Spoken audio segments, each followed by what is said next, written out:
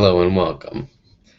This presentation is concerned with the question, should redistricting be done by independent commissions, as is argued for and against by Cressman and Kane in a CQ researcher at issue topic. Firstly, I will summarize some arguments made by Cressman and Kane in the section. Cressman takes a firm stance that redistricting should be done by independent commissions, and Kane that redistricting should be done by state legislatures. Cressman criticizes established redistricting, saying the party in current control of a state has too much power to redistrict in such a way that it would benefit incumbents. Cressman also claims that the current redistricting system divides communities, follows in a lack of political participation, and dilutes the political strength of minorities. Kane, however, argues partisan redistricting is rare and has little negative effect. He goes on to criticize independent commissions for being expensive, the government has to hire contractors, and for being undemocratic. A small number of these contractors are appointed, not voted in, like state legislators. The additional research I will present more effectively supports the argument that Cressman presents. Independent commission should redistrict rather than state legislators. The research also exposes weaknesses in both Cressman and Kane's arguments, namely, Cressman's point that the current system of redistricting dilutes strength of minorities, as well as Kane's point that in the current system, overall effects of redistricting are marginal. Here, from the CQ researcher, we see 2 points that seem to reinforce just that idea.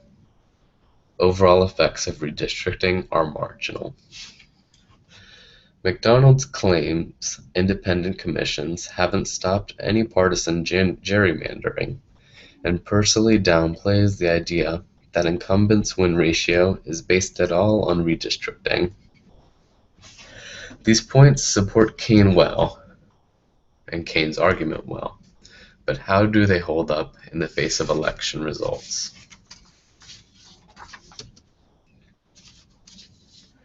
We can juxtapose McDonald and Pursley's claim against this actual representation presented by Abramowitz regarding the 1982 elections for U.S. House of Representatives. It is clearly presented that where Democrats had control over redistricting, there was an increase in the Democratic proportion of House seats, undermining Kane's idea that effects of redistricting are marginal.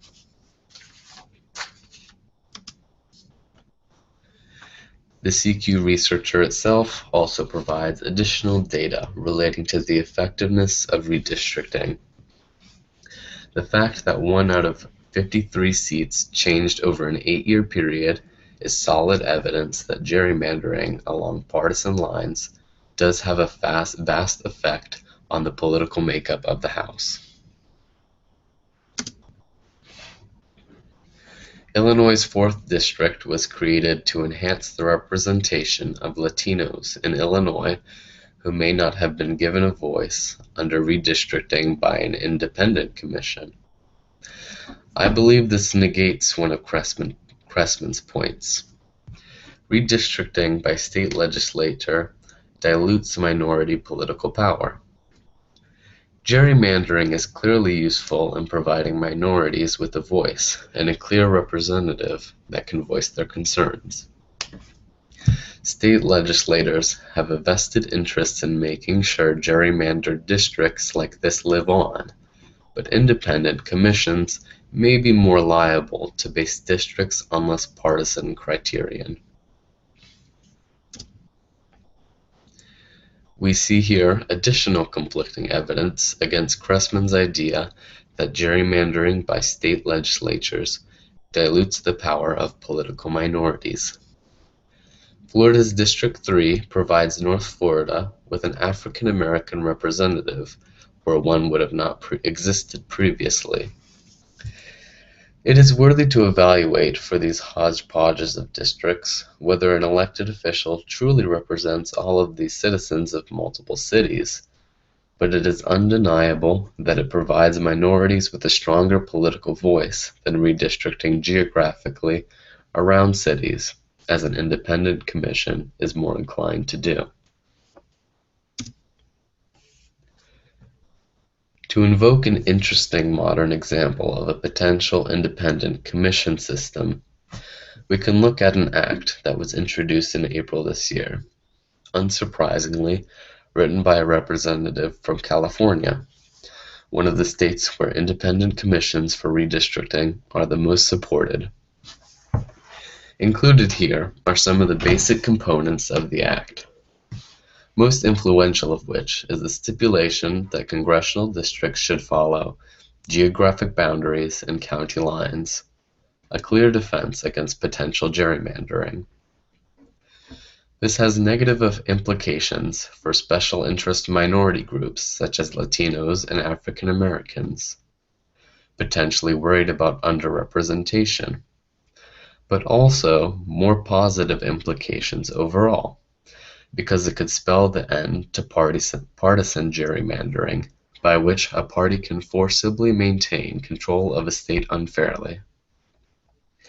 Chrisman's argument is more supported.